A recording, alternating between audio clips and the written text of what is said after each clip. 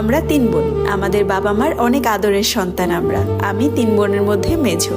আমাদের 3 বোনের জন্য কোনো কিছুতে কোনো কমতি না হয় আমাদের খুশির জন্য আমাদের বাবা প্রবাসে পাড়ি জমান। আজ থেকে 7 বছর আগে আমার বাবা বিদেশে চলে যান, কারণ আমরা ছিলাম মধ্যবিত্ত ফ্যামিলির। আমাদের যেন 3 বোনের কোনো রকম কোনো কষ্ট না হয়, তাই তো তার এই সিদ্ধান্ত।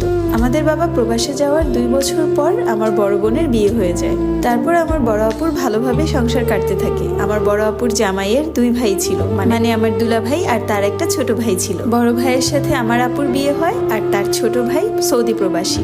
একদিন আমার আপুকে তার দেবর বলে যে, ভাবি আপনার মেজো বোনকে তো কখনো দেখা হয়নি, ওর কথা তো সবসময় বলেন, ওর একটা ছবি পাঠান তো আমার কাছে। তখন আমার বোন আমার একটা ছবি পাঠায় ওনার কাছে। আর আপুর দেবর আমাকে এক দেখাতেই ভালোবেসে ফেলে, মানে তার কাছে নাকি আমাকে অনেক ভালো লেগেছে। আমার আপুকে বলে, ভাবি আপনার বোনের শুধুমাত্র আমার সাথেই বিয়ে হবে, ওকে আর কোথাও বিয়ে দিবেন না, ওকে আমিই বিয়ে করব। আর এতে আমার বড় আপুও রাজি ছিল, কারণ আমার আপুর চোখের মণি ছিলাম আমি। সে ভেবেছে একই বাড়িতে যদি 2 বোন থাকে তাহলে এর থেকে খুশির আর কি হতে পারে। তারপর আমার আপু আমাদের বাড়িতে বিষয়টা জানায়। আমাদের ফ্যামিলির লোকজনও রাজি ছিল আর বলেছিল যে আপুর দেবর বিদেশ থেকে আসলে আমাদের বিয়ে দিবে। তখন তো আর দেওয়া যেত না, কারণ তখন আমার বয়স মাত্র 13 বছর ছিল। কিন্তু এর মধ্যে আমি কিছুই জানতাম না। আপুর বাসায় আমার প্রায় সময় যাওয়া আসা হতো, কারণ আপুর একটা ছেলে বাবু হয়েছিল এর মধ্যে, আর ওই বাবুটাকে আমি অনেক আদর করি। তাই আপুকে এবং আপুর বাবুকে দেখার জন্য প্রায় সময় তাদের বাড়িতে চলে যেতাম। এরকম একদিন আমার আম্মু আর আমি মিলে আমার আপুর বাড়িতে যাই, কিন্তু আমার আপু তার শাশুড়িকে নিয়ে হাসপাতালে যাওয়ার কথা। আমার কাছে বাবুকে রেখে আর মোবাইলটা রেখে সে তার শাশুড়িকে নিয়ে হাসপাতালে যায়। মোবাইল রেখে যাওয়ার কারণ আপুর বাবুটা খাবার খাওয়ার সময় মোবাইল না দেখলে খাবার খেতে পারে না। যখন আমি ওকে মোবাইল দেখিয়ে খাওয়াচ্ছিলাম, ওই সময় আপুর দেবর একটা ফোন দেয়, ভিডিও কল। ফোনটা রিসিভ করে বাবুর সামনে দিলাম। সে বাবুর সাথে কথা বলতে বলতে সাইড থেকে বলল যে, আপনি কি ভাবির মেজো বোন? তখন আমি বললাম যে জি।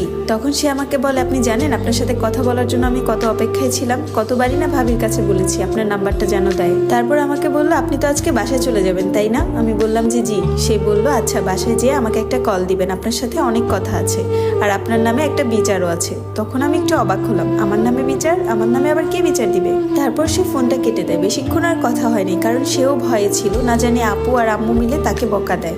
আর বেশিক্ষণ কথা বলাও যাচ্ছিল না, কারণ তার কাজের সময় হয়ে গেছে। বাড়িতে এসে আমার খুব আনচান লাগছিল, আমার নামে কে বিচার দিল তাকে? তাই তো তাকে একটা ফোন দেওয়ার চিন্তা করছিলাম। হঠাৎ করে মার ফোনটা হাতে নিয়ে 12:30টার দিকে তাকে একটা ফোন দিই, কারণ ওই টাইমে তার কাজ শেষ হয়। সে ফোনটা রিসিভ করলো। তারপর আমি তাকে জিজ্ঞেস করলাম, কেন বলেছেন ফোন দিতে? সে বলল, কেন বলেছি ফোন দিতে জানো? তখন আমি বললাম, কেন? সে বলল, তোমার আর আমার যে বিয়ে ঠিক হয়ে গেছে সেটা জানো? আমি তো আকাশ থেকে পড়লাম, কি বলে এই লোক, আমি তো এগুলো কিছুই জানি না।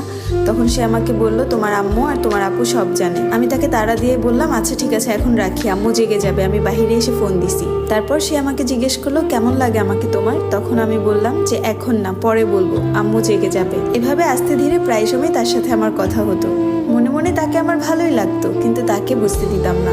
কিন্তু 2023 সালটা ছিল আমার জন্য সবচেয়ে কঠিন একটা সাল।